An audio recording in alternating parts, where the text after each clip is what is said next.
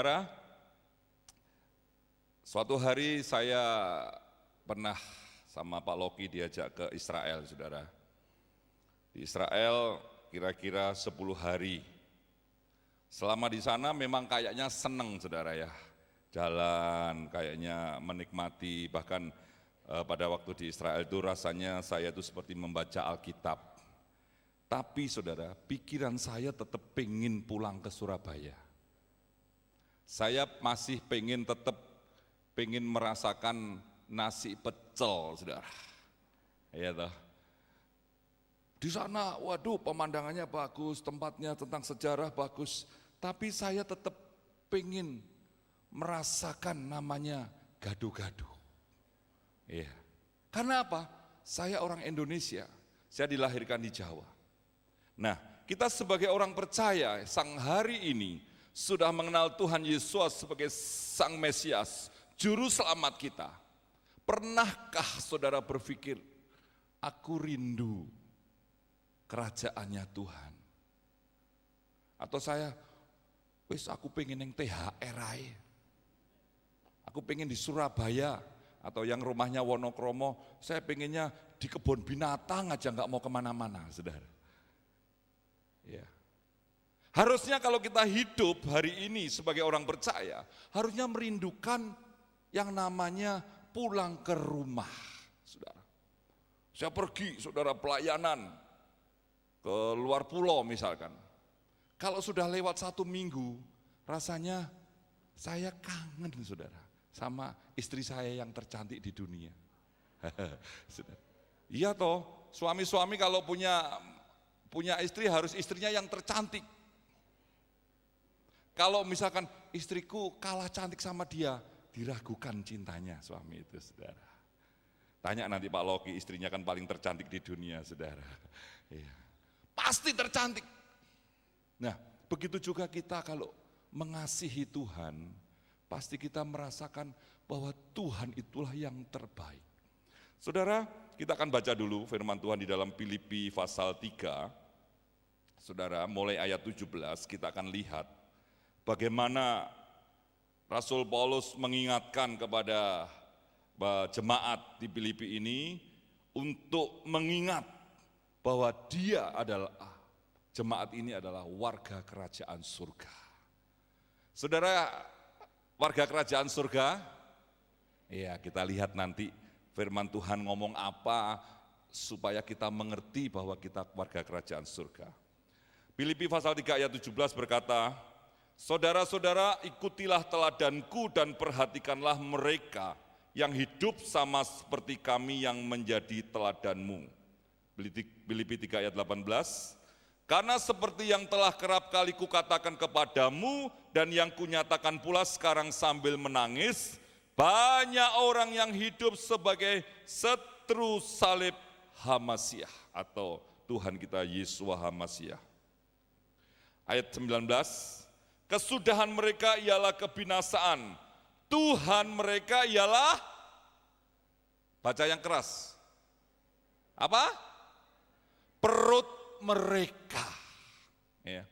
Kemuliaan mereka ialah aib mereka, pikiran mereka semata-mata tertuju kepada perkara duniawi.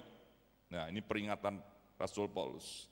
Karena kewargaan kita adalah di dalam surga, dan dari situ juga kita menantikan Tuhan Yeshua Hamasiah sebagai juru selamat yang akan mengubah tubuh kita yang hina ini sehingga serupa dengan tubuhnya yang mulia menurut kuasanya yang dapat menaklukkan segala sesuatu kepada dirinya. Saudara, kalau kita disebut warga kerajaan surga, syarat-syarat yang gampang saja. Kalau kita menjadi warga kota Surabaya, syaratnya apa yang pertama, saudara? Punya KTP. Siapa yang tidak punya KTP angkat tangan. Nah, kembali ke desanya dulu. Saudara, supaya dapat KTP. Kalau nggak punya KTP Surabaya, diakui nggak sebagai warga Surabaya? Pasti tanggal 9 Desember tidak ikut pemilu, saudara. Ya. Hak-haknya sebagai warga kerajaan surga itu syaratnya kalau kita warga Surabaya aja perlu kalau lahir punya akte kelahiran. Orang tidak punya akte kelahiran tidak bisa sekolah, saudara. Di situ dicatat ibunya, bapaknya, lahirnya di mana. Ya, lahirnya di rumah sakit atau di rumah panti untuk ibu dan anak. Enggak ada lahir di angkasa, enggak ada, saudara. Ya. Jadi identitasnya jelas, saudara. Nah, salah satu identitas yang harus dimiliki orang percaya seperti Rasul Paulus katakan di dalam ayat 17, saudara-saudara ikutilah teladanku dan perhatikanlah mereka yang hidup sama seperti yang menjadi teladanmu. Rasul Paulus ingin berkata, kalau kamu menjadi warga kerajaan surga, ikuti ciri-ciri kehidupanku. Rasul Paulus berkata demikian. Aku ini loh contoh sebagai warga kerajaan surga. Ciri-cirinya apa, saudara? Rasul Paulus, dia akhirnya mati syahid, saudara. Dia orang yang membenci orang percaya. Dia membunuh orang percaya, menghukum orang percaya. Tapi secara pribadi dia bertemu dengan Tuhan Yesus, dia diubahkan. Nah, Rasul Paulus berkata, ikuti teladanku. Apa teladannya? Imannya kepada Tuhan, saudara. Rasul Paulus setelah dia bertemu dengan Tuhan Yesus, saudara, dia mengalami mujizat, matanya menjadi buta, kemudian dia dicelekan kembali, dan dia diutus kepada bangsa-bangsa untuk memberitakan kebenaran. Bukan tidak mengalami penderitaan. Tapi di situ Rasul Paulus berkata, ikuti teladanku. Teladannya apa, saudara? Kesetiaannya, imannya, keyakinannya kepada Tuhan. Buktinya apa, saudara? Dia sampai mati oleh Kaisar Nero. Dia dituduh membakar kota Roma. Akhirnya padahal dia sudah dibebaskan. Dia ditangkap kembali. Akhirnya dia mati syahid. Saudara, hari-hari ini adalah akhir zaman. Kita perlu menjaga kesetiaan kita, saudara. Karena itu perlu adanya perubahan di dalam hidup kita. Kalau kita hanya sebagai orang Kristen menjadi anggota gereja yang setiap minggu ke gereja, saudara, tapi kita tidak mengalami perubahan di dalam perjumpaan kita dengan Tuhan. Banyak orang Kristen tidak mengalami perubahan karena apa, saudara? Perubahan itu seperti sesuatu yang tidak mungkin. Perubahan itu tidak sesuatu yang abstrak, itu adalah khayalan, ya, omong kosong, tidak mungkin. Tapi Rasul Paulus mengingatkan, saudara, akhir zaman ini kita perlu mencontoh Rasul Paulus, orang yang setia, taat, sampai mati. Dia tetap memegang iman dan tetap mempertahankan imannya. Peringatan yang pertama yang Rasul Paulus ingatkan, saudara. Hari-hari ini, saudara, seperti yang terjadi di dunia ini. Kita jangan sampai menjadi seteru salib.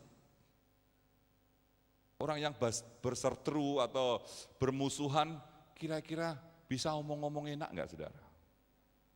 Misalkan Bu Ijah sama Bu Bariah, gitu, saudara ya.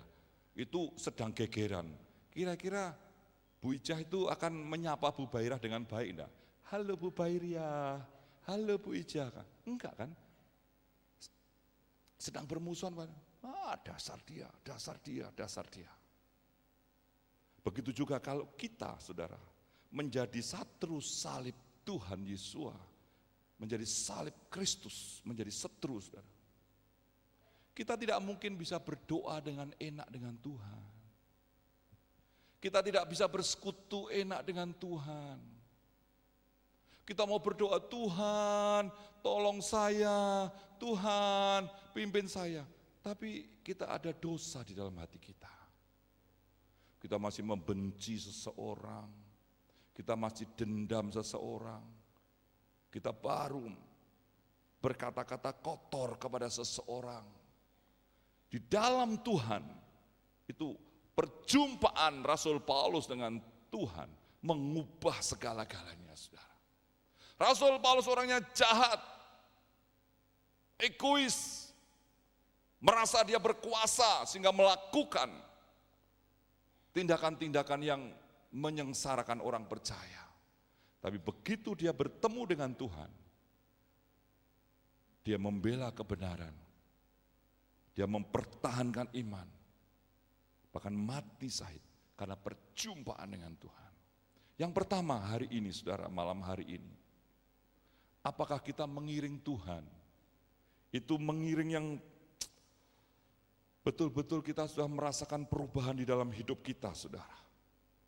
Ataukah kita masih seperti yang dulu, saudara? Saudara, hari ini kita harus mulai mengubah cara berpikir kita. Dulu aku begini, sekarang aku begini. Saudara, itu suatu perubahan. Di dunia ini semua berubah, saudara. Wajah kita aja kalau kita ngaca di cermin, dulu begini, sekarang begini, berubah kan? Ya, itu perubahan yang menyusut, saudara ya. Perubahan yang mundur. Tapi kekristenan, saudara, perubahannya nggak boleh mundur, saudara. Dulu saya baca Alkitab sehari 5 pasal misalkan. Sekarang saya membaca Alkitab setengah ayat aja nggak tahan, saudara. Aku dulu begitu membaca Alkitab, mata saya berbinar-binar, hati sukacita, pikiran cerah, semangat tinggi. Sekarang saya membaca Alkitab, Alkitab menjadi obat tidur.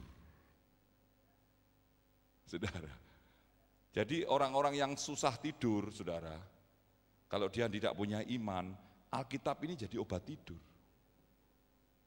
Tapi sekarang kita harus ubah, saudara. Dulu aku malas berdoa, sekarang aku semangat berdoa. Itu orang yang mengalami pertumbuhan, orang yang mendekat kepada salib Kristus, saudara. Aku dulu gampang marah, saudara, sekarang aku sabar. Itu saya, saudara. Walaupun sekarang masih sering marah, tapi ya jauh berbeda, saudara. Saya dulu begini, sekarang aku lebih baik lagi. Saudara, karena itu malam hari ini mari, saudara. Seperti Rasul Paulus ingatkan yang pertama, saudara. Sebagai warga kerajaan surga, kita tidak boleh jadi satru salib. Nggak bisa kita masuk kerajaan surga kalau kita hidup kita ini tidak mencontoh kehidupan Tuhan kita Yesus sendiri. Bahkan Rasul Paulus memberi contoh betul-betul hidupnya seperti apa yang dilakukan oleh Tuhan Yesus, yaitu mati syahid karena mempertahankan iman. Saudara jangan mau membela Tuhan, Tuhan nggak perlu dibela, saudara. Tidak ada front pembela Kristen, tidak ada, saudara. Tapi pertahankan iman kita dengan kesungguhan hati, saudara. Tuhan sendiri ngomong, aku berperang ganti kamu. Jadi saudara sebagai orang Kristen, bukan mau membela Tuhan, tapi menjadi orang Kristen, mau ikut jalannya Tuhan. Mengikuti jalan-jalannya Tuhan supaya sampai ke surga. Karena itu yang pertama Rasul Paulus ingatkan, jangan menjadi musuh Tuhan di dalam hidup kita. Seteru salib itu musuhnya Tuhan. Yang kedua, saudara, fokus kita hidup apa hidup di dalam dunia ini? Dikatakan di dalam ayat 19, kesudahan mereka ialah kebinasaan, Tuhan mereka ialah yang keras. Mereka digantiku, ayo. Berani enggak? Mereka kan nunjuk. Tapi kalau kita bertobat, kita bawa. Dunia perhatikan, saudara. Orang mengejar bangun pagi jam 3 pagi, tidur jam 11 malam. Yang dikejar apa? Duit. Duit untuk apa? Makan. Orang cari duit tapi nggak usah makan, kira-kira ada? Nggak ada, saudara. Orang mengejar, bekerja siang malam, kerja keras, kadang-kadang istilah dunia banting tulang, sakit semua saudara, tulang dibanting-banting saudara ya. Kerja keras, saudara, lupa anak, lupa istri, lupa siapapun, kejar duit saudara.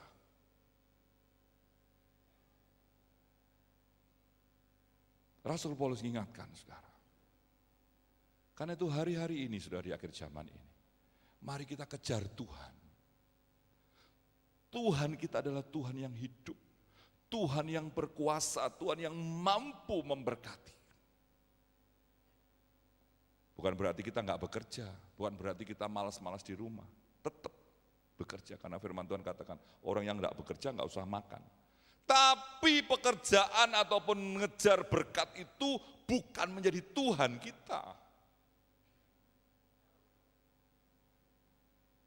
Itu adalah tanggung jawab kita sebagai orang hidup, harus bekerja. Tapi tanggung jawab yang utama adalah mempunyai iman dan keyakinan kepada Tuhan sebagai juru selamat kita. Kemudian saudara, dikatakan kemuliaan mereka ialah aib mereka. Kemuliaan itu kan mestinya sesuatu yang baik saudara ya. Tapi orang-orang sekarang bangga, terkenal karena korupsi, terkenal saudara. Terkenal karena melakukan tindakan-tindakan yang melanggar hukum saudara. Saya berapa kali di perempatan mau nabrak sepeda motor saudara. Sudah tahu lampu masih merah, di sana hijau, yang merah itu nerombol.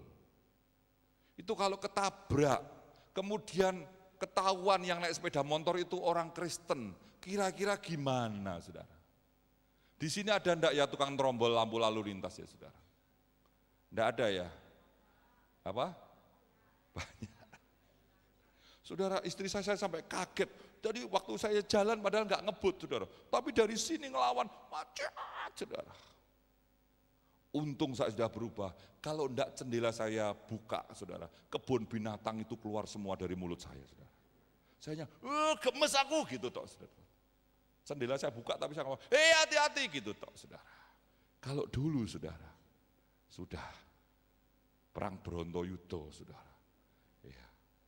Tapi puji Tuhan, aib mereka saudara, perbuatan-perbuatan mereka itu menjadi bagian yang menyenangkan saudara. Perbuatan-perbuatan yang najis mereka yang membuat mereka itu, kalau bisa berbuat itu senang saudara. Anak-anak muda kemarin saya baca di koran, 17 orang, nggak tahu sudah mati atau belum saudara. Minum minuman keras oplosan. Ya ada Kuntul, ada Malaga, ada cap orang tua dicampur saudara. Diminum saudara bersama-sama. Akhirnya keracunan. Ada yang dicampur baygon juga saudara. Ya. Saudara mereka ini kayaknya waktu dia minum itu seperti orang yang sebagai raja. Minum. Ya di sini enggak ada, yang mana wajah-wajah pemabuk enggak ada ya.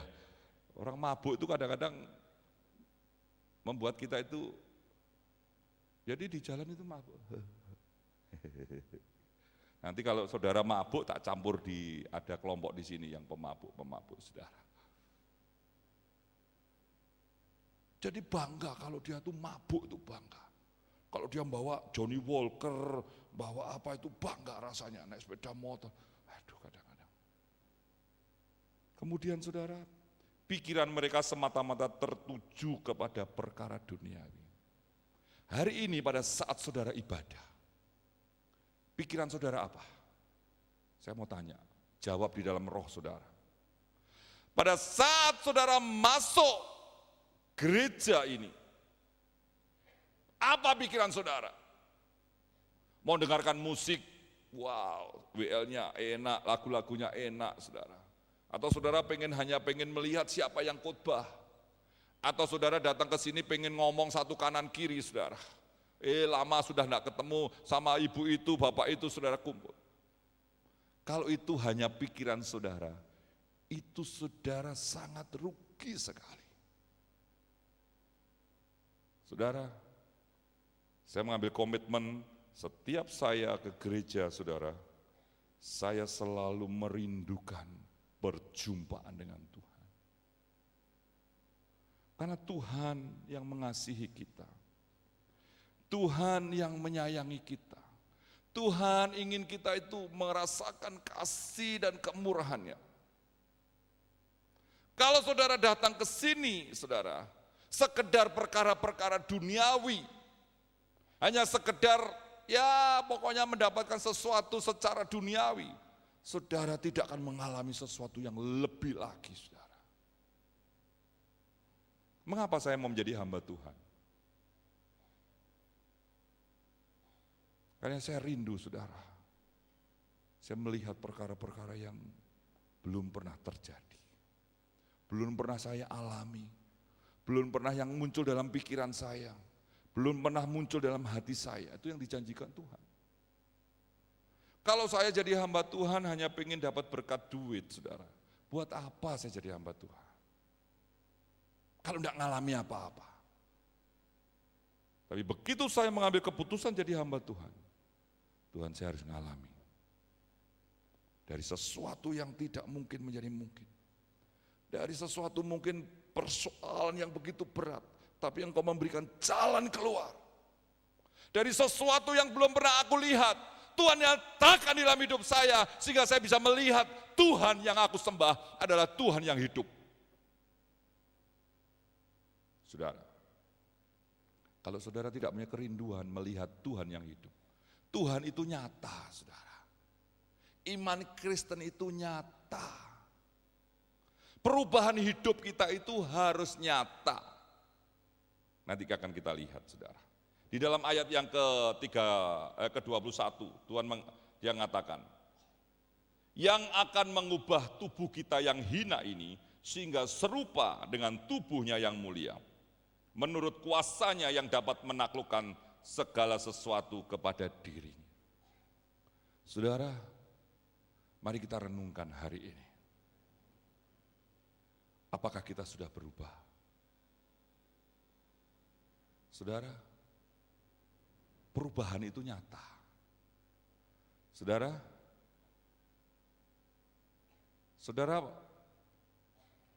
tahu rasanya gula?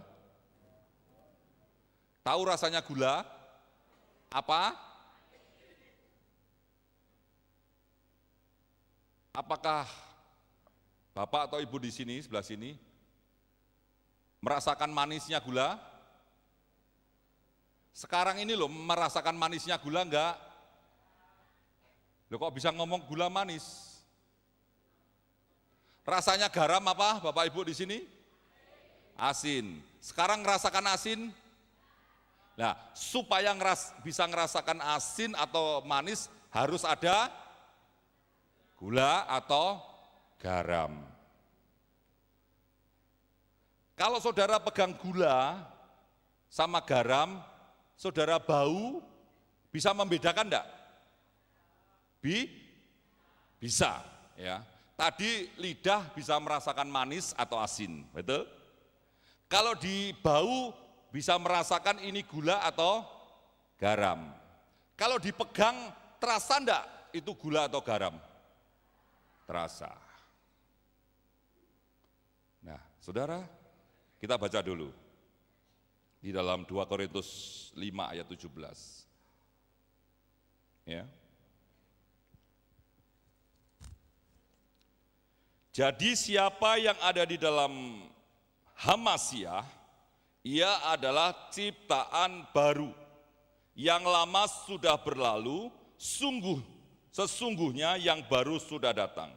Artinya hidup yang kita jalani sesuatu yang beda dengan kehidupan lama kita. Jadi saudara, kalau kita ngomong kita ini ciptaan baru, harus ada perbedaan. Tadi saya katakan, dulu aku malas baca Alkitab, sekarang aku semangat. Terasa enggak perbedaannya? Yang dulu saya gampang membenci orang. Yang dulu aku gampang iri hati. Kalau tetangga saya diberkati, saya seringkali uring-uringan ada sikap tidak tahu apa itu membuat saya itu nggak suka sama tetangga. Saudara, tapi sekarang melihat tetangga diberkati, saya bersuka cita. Perubahan nyata enggak? Kalau Bapak Ibu ngomong gula itu manis, harus saudara rasakan kan? Kalau saudara sama-sama putihnya, tapi saya kasih pemutih gitu, saudara. Saudara kalau nggak ngerti, nggak dibau dulu, saudara bisa mulutnya jadi rusak, saudara. Ini garam ini, tapi gamping, saudara. Gamping tahu? Kapur, saudara. Ini putih, oh ya putih, jangan dipegang ya Pi, jangan dibau, langsung dimakan. Ini garam, begitu dimakan ternyata kapur, saudara. Makanya saudara, garam dipegang dulu, oh kasar, agak kasar sedikit, bau, oh baunya garam seperti ini. Kemudian untuk membuktikan lebih lagi, enak garam, asin, saudara, betul saudara. Nah, firman Tuhan di dalam 2 Korintus 5 ayat 17, salah satu syarat untuk kita bisa masuk di dalam kemuliaan Tuhan, di dalam Filipi 3 ayat 21 dikatakan, perubahan, dia akan mengubah hidup kita yang hina ini menjadi kemuliaan, menjadi tubuh kemuliaan yang berhak masuk kerajaan surga. Kalau hidup kita yang lama masih kita pegang, saudara, kehidupan lama kita masih kita eman-eman di dalam hidup kita, saudara. Saudara tidak akan bisa masuk kerajaan surga. Karena itu kalau saudara ngomong ada perubahan, orang lain harus bisa merasakan secara panca indera, saudara. Kalau saudara ngomong gula manis, saudara pegang, oh ini gula ini, baunya gula kan lain dengan garam tuh saudara. Oh ya gula, oh ya manis. Kalau saudara ngomong aku berubah, tetangga kanan kiri saudara kan juga akan ngomong dengan mulutnya. Iya, sekarang ibu itu lemah lembut loh sekarang. Dulu diaru-arui, Bu selamat sore. Hah? Sekarang, Bu selamat sore. Selamat sore Ibu, shalom, apa kabar? Bapak itu loh. Saudara, saya ini terkenal kalau suara saya sudah keras, model saya kayak gini, anak-anak kecil itu kalau saya ajak ngomong takut, saudara. Halo nak, saudara. Takutnya mungkin, waduh ini buto ini saudara ya. Nah, saudara, bagaimana kita hidup di tengah-tengah masyarakat? Orang ngomong apa tentang kita? Perubahan itu bukan khayalan, bukan abstrak, bukan sesuatu yang tidak nyata. Perubahan itu nyata dan orang lain bisa berkata dengan panca indera kita, saudara. Mulut kita bisa ngomong, dia berubah. Mata kita bisa melihat, oh dia berubah. Telinga kita bisa mendengar orang-orang lain, iya loh dia berubah loh. Kalau saudara ngomong sendiri, aku sudah berubah, aku sudah berubah. Tapi orang lain mengatakan, apanya berubah? Kalau utang ngomong seminggu jadi 2 tahun. Saudara, nggak berubah itu saudara. Oh tak lu di sini nggak ada yang hutang semuanya. Ya, semuanya diberkati Tuhan. Amin. Harus berubah, saudara. Orang lain harus merasakan. Kalau itu gula ya rasanya manis. Kalau gula rasanya asin, itu yang aneh.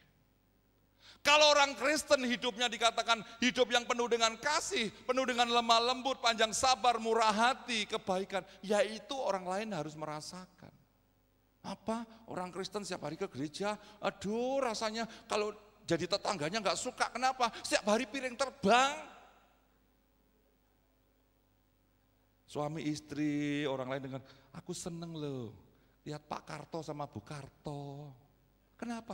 Aduh, mesranya kelet kayak perangko kalau jalan. Gitu. Ada yang lain, saudara. Itu loh, keluarga itu loh, diberkati Tuhan. Iya, diberkati jasmani, tapi lihat itu, suami istri kalau jalan, suaminya sudah 10 kilo, istrinya jalannya gini. Karena istrinya kegemukan, jadi pelannya kelembatan, saudara. Suaminya udah malu, gandeng suaminya yang sudah, ya sudah langsung itu, saudara.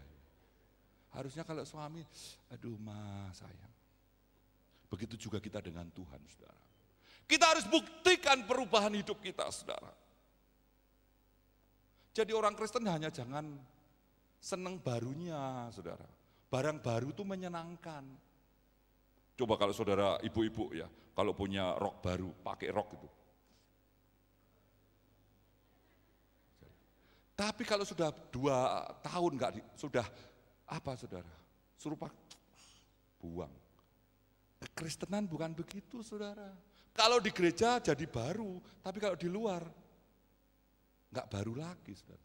Kalau kita menjadi orang percaya, sekali menjadi baru, semakin hari diperbaiki, menjadi indah, semakin indah, akhirnya sama seperti Kristus. Sama dengan Yeshua HaMashiach. Tujuan kita itu seperti itu, saudara. Bukan kalau di gereja manis, shalom, apa kabar Bapak? Aduh Bapak, kalau di rumah, tak tunjuk ya kan? Saudara, tidak ada di sini, semuanya sabar-sabar, bapak-bapaknya lihat mukanya nggak sangar-sangar tapi medeni, saudara ya. Saudara, tapi penuh dengan kasih, saudara. Jadi Rasul Paulus mengingatkan, hidup kita kalau berubah menjadi baru, orang lain melalui matanya bisa melihat kita berubah. Orang lain bisa melihat kita berubah melalui perkataan mereka. Oh iya, saudara. Saya dulu emosionalnya tinggi, saudara. Istri saya yang tahu. Tapi istri saya sudah mengatakan, kowe rodok berubah. Cek rodok, saudara. Berarti belum, harus terus berusaha semakin berubah, saudara. Kita harus mendengar orang lain berkata, oh dia berubah. Jadi perubahan itu bukan abstrak, bukan khayalan, bukan angan-angan. Aku berubah, tapi dalam mimpi, saudara. Tapi betul-betul orang lain bisa merasakan. Nah, ciri khas orang yang sudah berubah, dia harus mempunyai kasih kepada Tuhan yang sungguh, saudara. Dan kalau kita mengasihi Tuhan dengan sungguh, berarti kita akan mengasihi orang lain juga dengan sungguh. Saudara, orang yang mengasihi itu, misalkan bapak yang lorek-lorek itu sampingnya istrinya ya Pak. Coba Pak, Bapak berdiri Pak, Bapak berdiri. Bapak kalau mengasihi istri kira-kira apa yang Bapak ingin lakukan? Nempiling? Coba kalau menyayang istri bagaimana Pak? Mosok dilus-lus ngono tok di harus disayang. Iya. Saudara, ya aja dipiting Pak, lorong Pak. Saudara, orang yang mau mengasihi orang lain pasti tidak ingin menyakiti. Saudara, saya pernah emosi sama istri. Tapi begitu sadar, aduh saya nangis, saudara. Saya nangis. Kemudian saya datangi istri saya. Sorry ya Ma, tadi emosi karena kerjaan kantor tadi numpuk. Saudara. Ya, saudara. Saudara, ada loh saudara, saya pernah khotbah di satu tempat, saya beri ilustrasi begini. Suami kalau bangun pagi, itu kalau membangunkan istri luar biasa. Mah, tangi mah. Pakai kakinya saudara. Akhirnya ada yang ketawa ketawa akhirnya dia berdoa, itu saya Pak, saya Pak, tapi sekarang enggak, saya bertobat, ini istri saya Pak saksinya saudara. Jadi bangunkan itu pakai kaki saudara. Mah, tangi mah, kayak no kopi mah. Begitu mama istrinya bangun sambil merengut, suaminya ngorok lagi. Kalau saya jadi istrinya, Pak kilo kopi nih panas ombinen sok gitu saudara. Tapi istrinya enggak saudara. Akhirnya diubahkan. Jadi orang kalau mau mengasihi Tuhan, saudara mengasihi istri, enggak mungkin menyakiti saudara. Ada loh suami yang tega saudara. Mana cincin? Dijual untuk adu jago. Ketawaannya banter. Sudah. Ada, saya tahu karena saya dulu waktu di Madiun banyak kumpulan saya, orang senangnya ayam Bangkok itu saudara. Saya nggak ngerti itu, adu jago nggak ngerti saudara, saya tahu. Istri sampai nangis, sampai nggak punya uang saudara. Orang ciri khas orang yang mengasihi itu tidak ingin menyakiti. Orang yang mengasihi tidak suka membohongi orang yang dikasihi. Dari mana Pak? Rapat, kasar ribut, pulangku lembur. Ternyata pergi sama WW Gombel. Saudara. Pak gajinya sudah. Kemarin aku ordernya nggak nutut, jadi gajiku dipotong separuh. Ini amplop. Yang separuh nggak tahu dipakai apa. Saudara, orang yang mengasihi, saudara. Pada waktu saya bekerja pertama kali, setelah menikah saya bekerja pertama kali, selip gaji itu yang pegang istri saya, saudara. Istri saya tahu jumlahnya. Kalau kurang saya ngomong, kurang sekian untuk ini. Jelas, saudara. Suami itu dompetnya lebih banyak dari wanita loh, saudara. Kan ngomong dompetnya wanita itu tasnya banyak. Suami itu dompetnya lebih banyak. Kaos kaki bisa jadi dompet, saudara.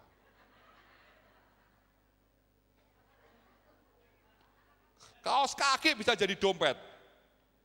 Saudara. Kok bisa? Iya. Iki Pak, mah gajiku sekian, slipnya enggak punya. Gitu. Tapi kalau jalan gini, napa Pak? Keseleo, saudara. Begitu masuk kamar dikunci mungkin saudara, ya mungkin ini saya nggak tahu, ini hanya ilustrasi aja. Buka sepatu, uangnya di kaos kaki disimpan.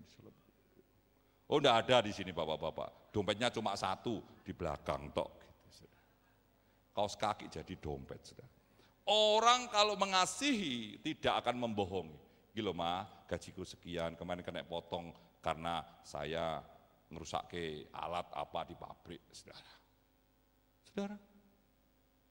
Yang ketiga, orang yang mengasihi tidak ingin mengecewakan.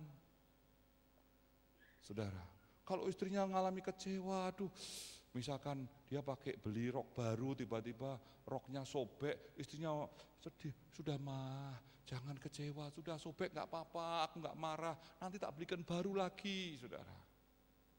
Ingin menyenangkan istrinya, tidak mengecewakan. Tapi kalau kasihnya enggak, dibeli rok baru disobek wes ora usah beli baru, beli sana. Di pinggirnya Dharma Trade Center itu banyak itu saudara. Tidak pernah ngecewakan. Inginnya apa? Menyenangkan. Kalau saudara datang ibadah di tempat ini, saudara, ayo kita datang kepada Tuhan. Inginnya apa? Menyenangkan hati Tuhan. Ini loh Tuhan hatiku, aku mengasihi Engkau, aku mau menyembah Engkau, aku mau memuliakan Engkau, aku mau meninggikan Engkau, aku sudah menjadi baru, yang lama sudah berlalu, dan baru telah datang. Inginnya melayani dengan penuh perhatian. Enggak gegeran, enggak apa, semuanya penuh dengan kasih Tuhan. Inginnya memberi yang terbaik, saudara. Saudara, seorang suami yang mengasihi istri pasti inginnya memberikan yang terbaik. Berusaha memberikan yang terbaik. Mah, ini tahun baru tak tukok rok ya, seadane ndek ingin entuk teko kono. Teko ndi? Dikei wong nang pinggir dalan. Kira-kira istri kecewa enggak, saudara? Walah, Pah, setahun sekali aja kalau tidak mau belikan, mau ke Royal Plaza atau ke TP atau ke Pasar Turi, ke toko yang baru. Masa orang ngasih pakaian di pinggir jalan dikasihkan istrinya? Apa gitu saudara ya. Pasti ingin memberikan terbaik. Aku setahun menabung, setiap hari 100 rupiah, 200 rupiah. Setelah ini saya belikan, tak belikan cincin dengan ake warna hijau, ini musim ake semua, pakai ake semua. Sampai gumun saya saudara. Kemarin saya kumpul dengan keluarga karena ada ponakan yang ulang tahun. Kakak saya cewek semua, pakai ake semua. Apa saudara? Jangan menjadi berhala loh ake saudara. Siapa yang pakai ake tangannya di atas? Enggak berani. Saudara, pasti memberikan yang terbaik.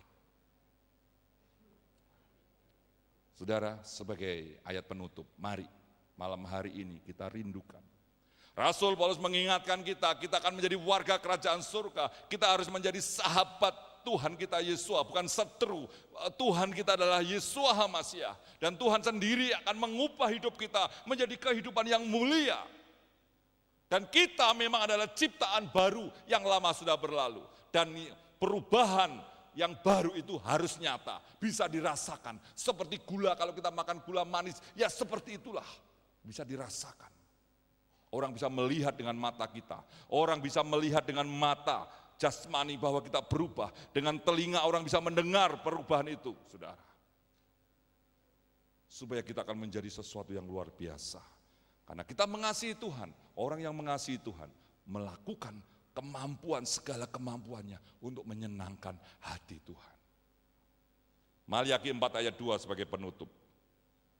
Tetapi bagi kamu yang takut akan namaku, surya kebenaran akan terbit, kesembuhan akan terdapat pada sayapnya, dan kamu akan keluar dan berjingkrak-jingkrak seperti anak-anak lembu keluar dari kandang. Saudara, takut akan Tuhan itu bukan takut seperti takut ada hantu, saudara. Tapi takut akan Tuhan karena kita mengasihi, menghormati, merindukan Dia. Karena kita warga kerajaan surga yang akan bertemu muka dengan muka.